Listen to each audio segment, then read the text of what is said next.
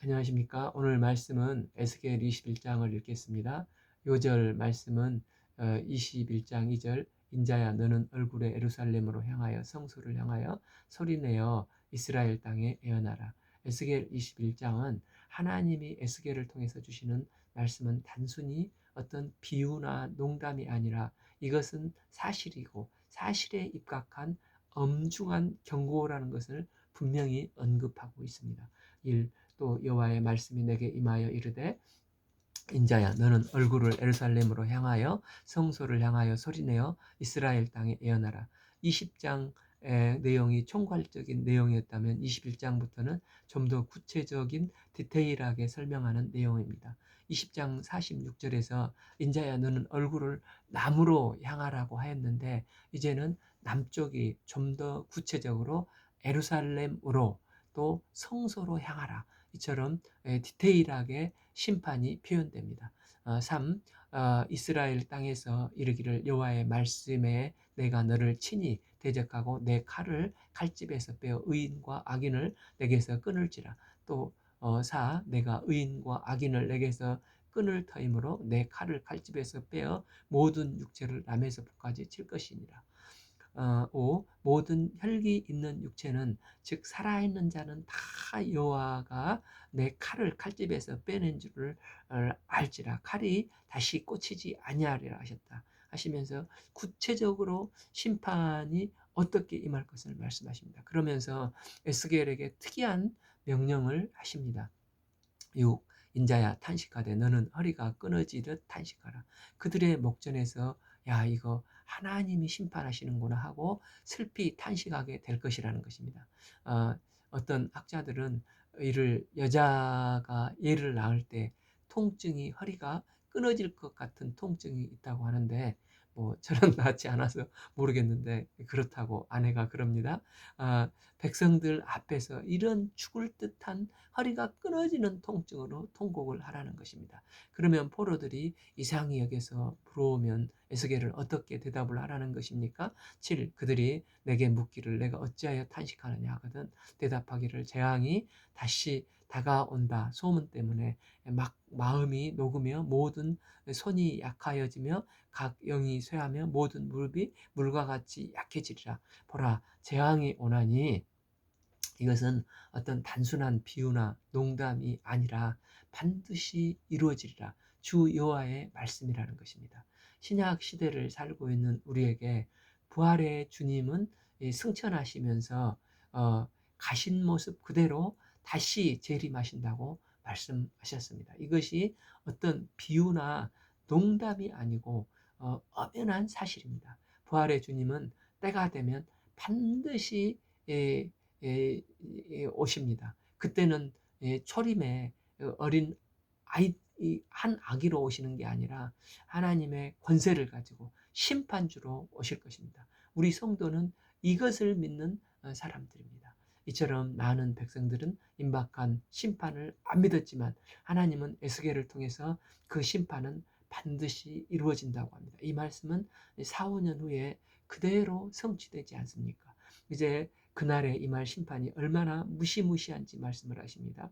8. 여호와의 말씀이라 또 내게 임하여 이르되 구 인자야 너는 예언하여 여호와의 말씀이 이같이 말하라. 칼이여 날카롭고도 빛나도다. 이 날카로운 칼을 왜 이렇게 서슬퍼르게 가는 것입니까? 10. 그 칼이 날카로움은 죽임을 위하며 빛남은 번개같이 되게 위함이라. 우리가 즐거워하겠느냐? 심판을 하시기 위해서 날카로운 칼을 서슬퍼르게 간다는 것입니다.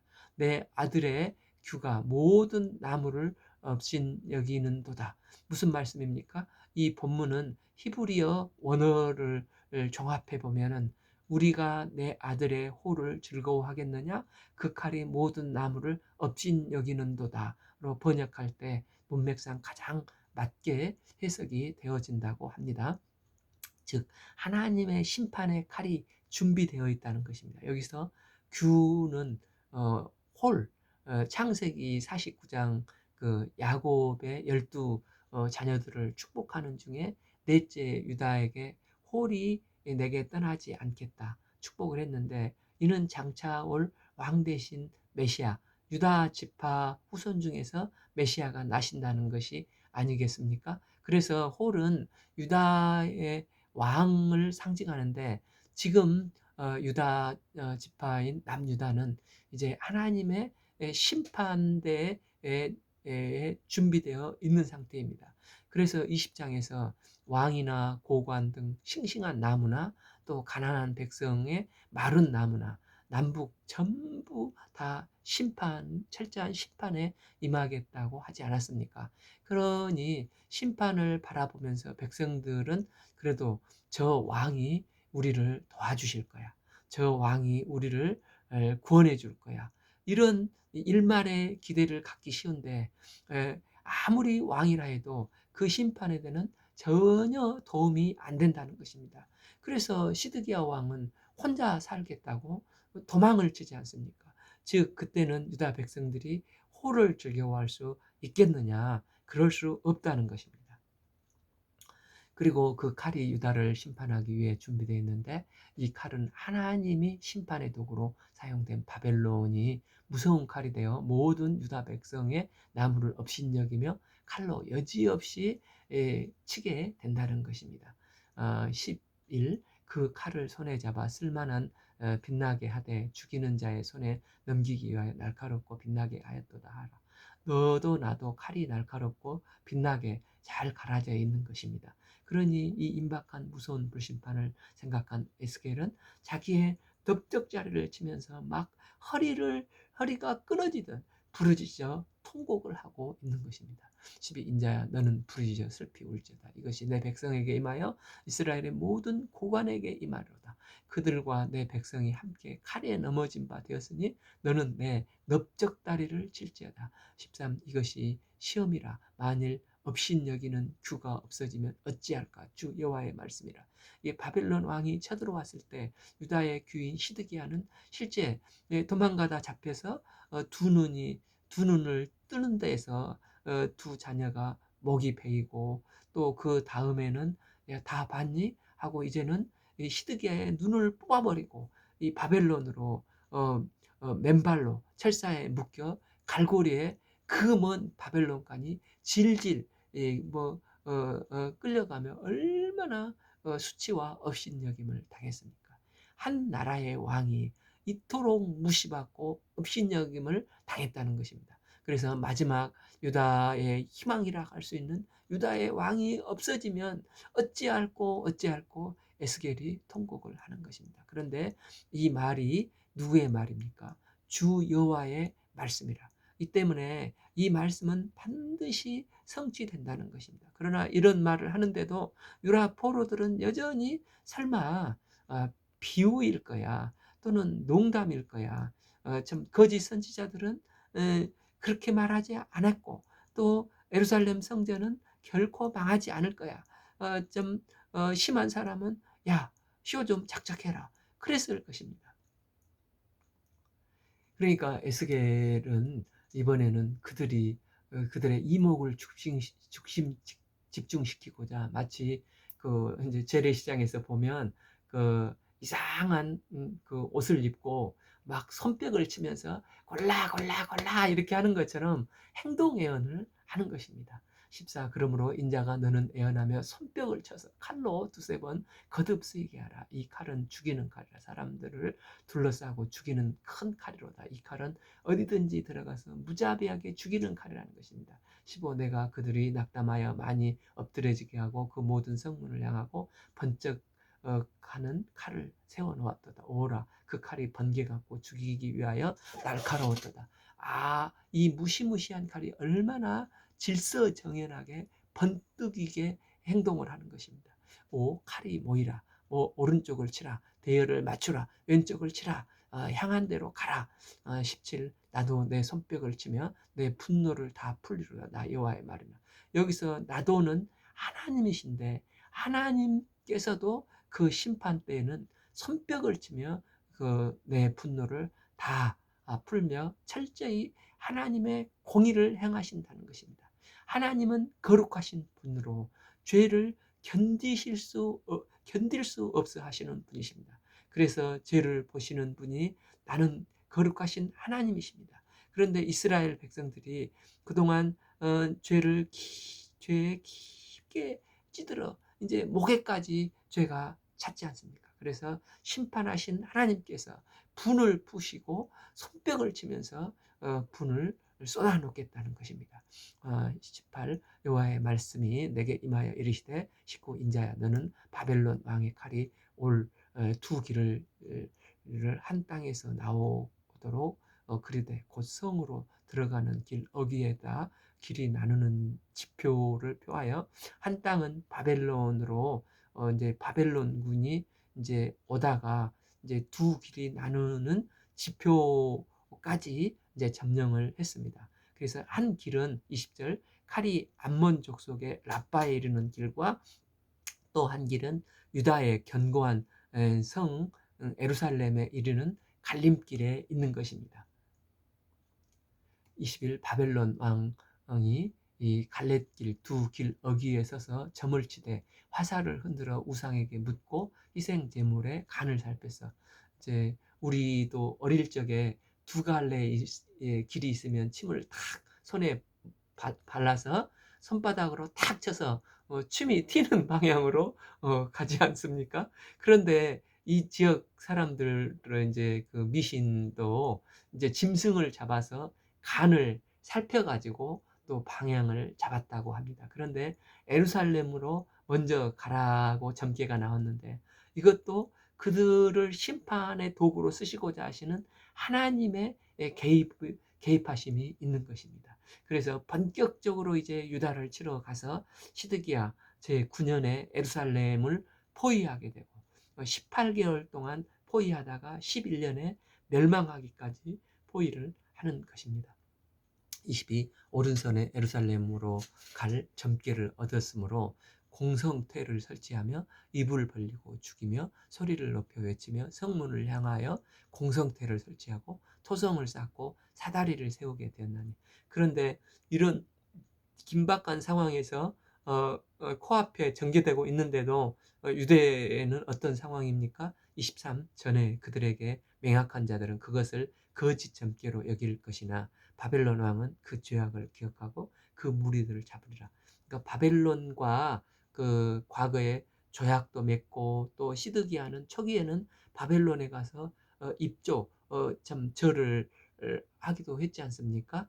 그래서 이렇게 관계를 맺었던 사람들은 설마 바벨론이 이렇게 무섭게 우리를 치겠느냐, 점쳤다고 해서 과연 그렇게까지 하겠느냐, 이렇게 안이하게 생각을 하고 있는 것입니다. 그들은 하나님의 말도 안 믿고 또 사람의 말도 안 믿는 것입니다. 그런데 하나님은 바벨론 왕에게 유다의 죄악을 다 기억하게 하시고 바벨론으로 하여금 그 무리를 다 쓸어버려 잡게 하시겠다는 것입니다. 그러면 유다의 죄가 무엇입니까? 24 그러므로 주 여호와께서 이같이 말씀하시니라 너희의 악이 기억을 되살리며 너희의 허물이 드러나며 너희의 모든 행위의 죄가 나타나는도다. 너희가 기억한 바 되었은즉 그 손에 잡히리라. 여기서 죄와 관계된 단어가 이제 쭉 나오는데 첫째 너희의 악이 기억을 되살리며 또 둘째 너희의 허물이 드러나며 또 셋째 너희의 모든 행위의 죄가 나타나는도다 입니다. 원래 악은 히브리어로 아온이라고 하는데 뜻은 왜곡되어 틀어진 것을 악이라고 말을 한답니다.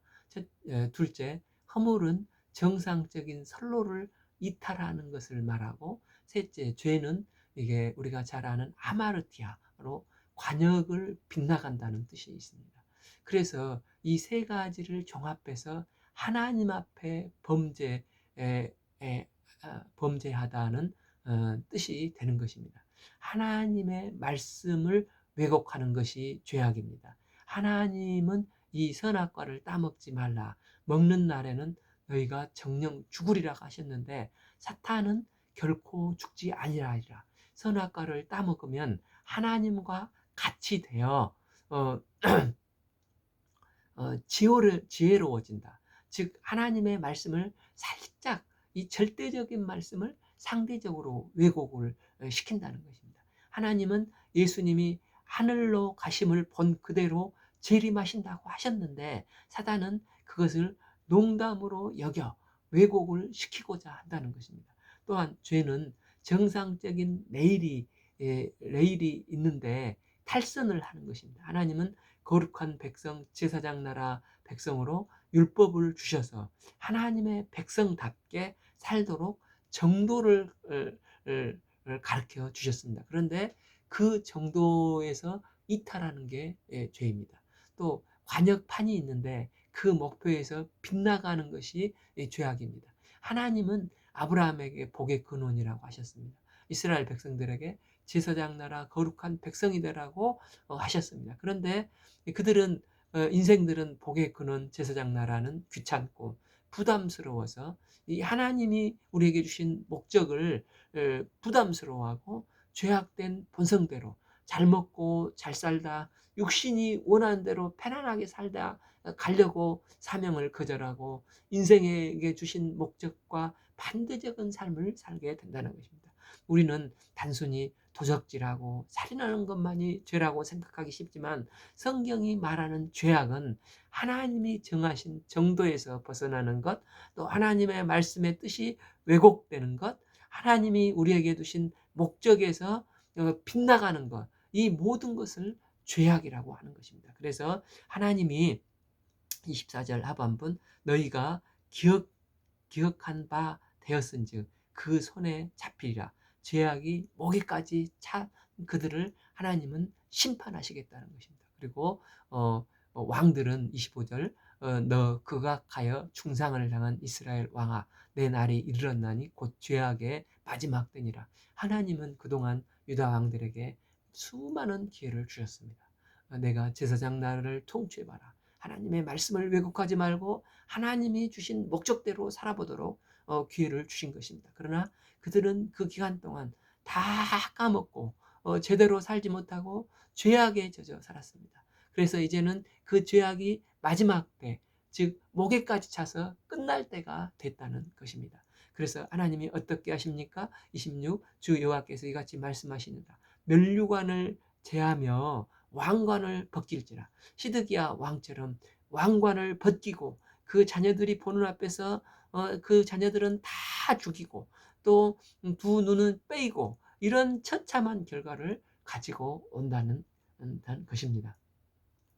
그리고 하나님이 어떻게 하십니까? 26절 하반부 그대로 두지 못하리니 낮은 자를 높이고 높은 자를 낮출지니라. 이것은 한마디로 이스라엘의 역사를 말씀하고 있습니다. 사무엘상 1, 2장에서 한나는 애가 없어서 하나님 앞에 나가 심정을 통한 간구를 드립니다. 하나님께서 이런 그 한나를 불쌍히 여기시고 사무엘을 보내주셨습니다. 그래서 한나는 사무엘상 2장에서 나의 기도를 들으신 여호와를 인하여 기뻐하며 하나님을 찬양하는 찬양시가 나옵니다. 그런데 2장의 한나의 찬송시는 장차 이스라엘 역사의 축소판에 대한 애언적 기도라고도 할 수가 있습니다. 한나가 이때 뭐라고 기도했습니까? 사무엘상 2장 3절과 7절을 보면 3절 심히 교만한 말을 다시 하지 말 것이며 오만한 말을 너희 입에서 내지 말지어다. 여호와는 지식의 하나님이라 행동을 달아보시느니라. 7. 여호와는 가난하게 하시기도 부하게 하시기도 낮추시기도 하고 높이시기도 하는도다. 사무엘상 하는 이 말씀으로 낮추시기도 하고 높이시기도 하시는도다. 이 말씀으로 요약될 수가 있습니다. 사무엘상에서 처음 사무엘이 흥하는 이야기가 나오고 엘리 집안은 망하는 이야기가 나옵니다. 엘리 집안이 왜 망했습니까? 하나님의 말씀을 왜곡하고 정도를 이탈하고 하나님이 그들에게 주신 목적에서 벗어나니까 하나님께서는 그들을 낮추신 것입니다. 그러나 사무엘은 목적에 합하고 하나님의 말씀을 왜곡하지 않고 말씀이 떨어지지 않게 말씀대로 사니까 높이신 것입니다. 엘리 집안 이제 이야기가 끝나고 왕의 이야기가 나오는데 겸손한 다윗을 하나님은 높이시지만 교만하고 정도에서 이탈한 사울은 낮추시는 말씀이 나오다가 결국 하나님의 세우신 목적에서 빗나간 사울은 죽게 됩니다. 사무엘 하에서 다윗의 이야기로 시작되는데 그가 겸손할 때 하나님은 그를 높이셨습니다. 그러나 11장 바세바 사건으로 완전히 그가 곤두박질을 치지 않습니까? 결국 사무엘 상하는 정도를 걸었을 때는 정도를 걸었을 때와 정도를 이탈했을 때, 하나님의 목적에 맞게 살았을 때, 빗나갔을 때 어떤 결과가 나타나는가를 생생하게 보여주는 것입니다. 이뿐만 아니라 열왕기 상하도 그렇지 않습니까? 솔로몬이 처음에는 잘 시작을 해서 잘 할 때는 얼마나 그를 높이시고 영화롭게 하셨습니까? 그러나 후반부에 정도에 비사에서 이탈을 하고 1000명의 아내를 얻고 막 목적에서 빗나가니까 좀 못할 이런 결국 나라가 두 동강이로 쪼개지고 얼마나 낮추시는가를 보여주시는 것입니다. 그 외에 여러 왕들도 겸손하면 높이시지만 교만하면 낮추시는 것을 가르쳐 주고 있습니다. 그런데 그들은 이걸 외면하고 모른다고 하면 죄악의 모른다고 하면서 죄악의 길로 갔습니다. 결국 그들은 언제 이것을 깨닫게 되는 것입니까? 이제 이스라엘이 망할 때, 심판이 임할 때야 알게 된다는 것입니다. 낮은 자를 높이시고 높은 자를 낮출 것이니라. 27일 내가 엎드려지고 엎드리려니와 이것도 다시 잊지 못하리라. 이렇게 철저히 남는 게 없게 해주시겠다는 것입니다. 그런데 20절 하반부를 보면 마땅히 얻을 자가 이르면 그에게 주리라.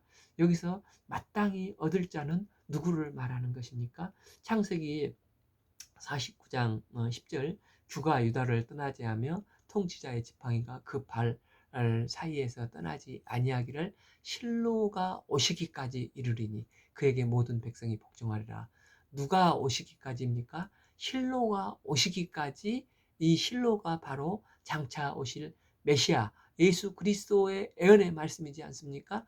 그래서 지금 유다 땅이 이제는 멸절되고 엎드려지고 쑥대밭이 되어야 하는데 근본 누가 오시기까지 그렇다는 것입니까? 실로가 오시기까지. 그래서 마땅히 올 자가 오시게 되면 그때는 이 땅이 회복이 된다는 것입니다. 그런데 마땅히 그 가나안 땅을 얻을 자가 누구이겠습니까? 가나안 땅을 얻을 수 있는 조건이 무엇입니까? 하나님께서 가나안 땅에서 복되게 살 수 있는 조건을 주신 것은 처음 시내산 언약입니다. 시내산에서 맺은 언약을 잘 지키면 젖과 꿀이 흐르는 그 가나안 땅을 주시고 그곳에서 자유롭게 살게 해주시겠다고 약속하셨습니다. 그런데 이스라엘은 그 언약을 계속 어기고 결국은 멸망하여 쫓겨나고 그 땅은 황폐하게 될 것이라는 것입니다. 그럼 그 땅을 마땅히 얻을 자가 근본 누가 되겠습니까? 모든 언약을 제대로 지킬 수 있는 사람입니다. 27절 하반부 마땅히 얻을 자가 그 땅에 이르면 그에게 주리라. 그런데 우리 인생은 의인은 하나도 없고 하나도 없습니다. 하나님의 율법을 다 지킬 수 있는 사람은 하나도 없습니다. 마땅히 얻을 자는 율법을 완벽히 지키는 분만이 그 땅을 얻을 수 있는 것입니다. 그분이 메시아 되시는 나사렛 예수님이십니다. 십자가상에서 율법의 모든 요구를 다 이루신 예수님은 이 가나안 땅을 얻을 자격이 있으신 분이십니다. 그러면 우리는 어떻게 이 가나안 땅을 얻을 수 있겠습니까? 우리는 다 이루신 예수님의 십자가 앞에 회개하고 이 주님을 따라가면 가나안 땅을 얻을 수가 있는 것입니다. 내 힘과 능력으로는 결국 지금의 이스라엘 사람들처럼 쫓겨나 갈 수밖에 없습니다. 그러나 예수님을 따라가면 그 땅을 얻을 자격이 생기는 것입니다. 그렇게 해서 유다가 철저하게 이제 망하게 됩니다. 그러면 이런 유다가 쫄딱 망했을 때 누가 좋아하게 될 것이라는 것입니까? 바벨론 왕이 칼이 두 길을 한 땅에서 길이 나누는 그 지시표에서 20절 보면 칼이 암몬 족속의 라빠에 이르는 길과 유다의 견고한 성 예루살렘에 이르는 길, 이제 두 갈래의 길이 있었는데 예루살렘으로 바벨론군이 향하니까 암몬은 그때 너무 좋아하는 것입니다. 에스겔서 25장 3절을 보면 암몬 족속이 망하는 이유가 나옵니다. 3. 너는 암몬 족속에게 이르기를 너희는 주 여호와의 말씀을 들을지어다 주 여호와께서 이같이 말씀하셨느니라. 내 성소가 더럽힘을 받을 때 내가 그것에 관하여 이스라엘 땅이 황폐할 때 내가 그것에 관하여 유다 족속이 사로잡힐 때 내가 그들에게 대하여 이르기를 아하 좋다. 이게 이 하나님의 성소가 더럽힘을 받을 때 아하 좋다. 손뼉을 치면서 좋아했다는 것입니다. 왜냐하면 그들이 당해야 될 환란을 자기들은 피하고 예루살렘이 이렇게 철저히 당하고 파괴되니까 아 좋다 고소해 하는 것입니다. 그래서 암몬 족속도 하나님이 심판을 하시겠다는 것입니다. 28 인자야 너는 주 여호와께 암몬 족속과 그 능욕에 대하여 이같이 말씀하셨다고 예언하라. 너는 이르기를 칼이 뽑히도다 칼이 뽑히도다 죽이며 멸절하면 번개같이 되기 위하여 빛나도다. 유다의 모든 모습과 비슷하게 암몬 족속도 5년 뒤에 바벨론의 이 서슬퍼른 번쩍거리는 칼에 철저히 망하게 됩니다. 29 내게 대하여 허무는 것을 보며 내게 대하여 거짓 복수를 하는 자가 너를 중상하여 악인의 목 위에 두리니. 이미 이제 유다 백성은 그때가 되면 망해 있을 것인데 그 위에 암몬의 시체를 쌓게 타는 것입니다. 이는 그날 곧 죄악의 마지막 때가 이름이로다. 30 그러나 칼은 그 칼집에 꽂을지어다. 하나님은 내가 지음을 받은 곳에서 내가 출생할 때 땅에서 내가 너를 심판하겠다는 것입니다. 그리고 하나님은 31절 내가 분노를 내게 쏟으며 내 진노의 불을 내게 품고 너를 짐승 같은 자 곧 멸하기에 익숙한 손에 넘기리라. 즉 바벨론의 손에 붙이겠다는 것입니다. 때문에 이스라엘은 BC 586년에 망하고 암몬은 5년 뒤 581년에 바벨론에 의해서 철저히 망하게 되는데 에스겔의 예언대로 이루어지는 것입니다. 32 암몬 내가 불의 섭과 같이 될 것이며 내 피가 나라 가운데서 가득하게 있을 것이며 내가 다시 역사 속에서 기억되지 못하는 나라로 전락하게 될 거라는 것입니다. 왜입니까? 나 여호와가 약속의 말씀을 하셨기 때문이라는 것입니다. 하나님께서 친히 약속하시면 그 말씀은 반드시 성취되십니다. 이제 정리하면 이처럼 나라나 개인이나 운명을 우리는 알 수가 없습니다. 이처럼 예수님이 언제 오실지 우리는 모릅니다. 때문에 우리는 예수님이 언제 오실 것인가 날짜와 시간에 관심을 두기보다 내가 지금 서 있는 이곳에서 하나님 말씀 앞에 서 있을 때 또 정도를 걷고 있는가 하나님이 주신 목적대로 살고 있는가 또한 하나님의 관역을 향해 진실되게 하나님 앞에서 살고 있는가가 중요하다는 것입니다. 그러면 하나님의 때가 되면 주님은 반드시 재림하셔서 심판하실 것입니다. 그런데 대부분 사람들은 이 성경 말씀을 설마 농담일 거야 비유로 말씀하시는 거야 왜곡을 하고 있는 것입니다.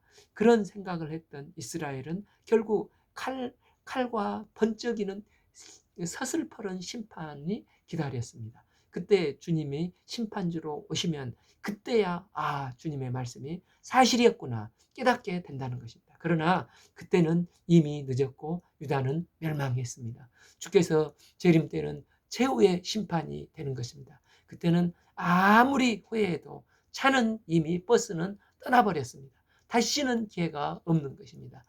이게 앞으로 벌어질 인류 역사의 엄연한 역사적인 사실입니다. 기도하기는 우리가 지금 현실 가운데서 하나님의 말씀에 순종하며 생명 살리는 사명을 감당하며 이웃에게 하나님의 복음을 증거하여 그들을 돌이키고 이 말세지 말에 거룩하신 하나님의 말씀 앞에서 말씀을 왜곡하지 않고 오직 믿음으로 준행하며 살 수 있기를 기도합니다. 오늘 말씀은 에스겔서 21장을 읽겠습니다. 감사합니다.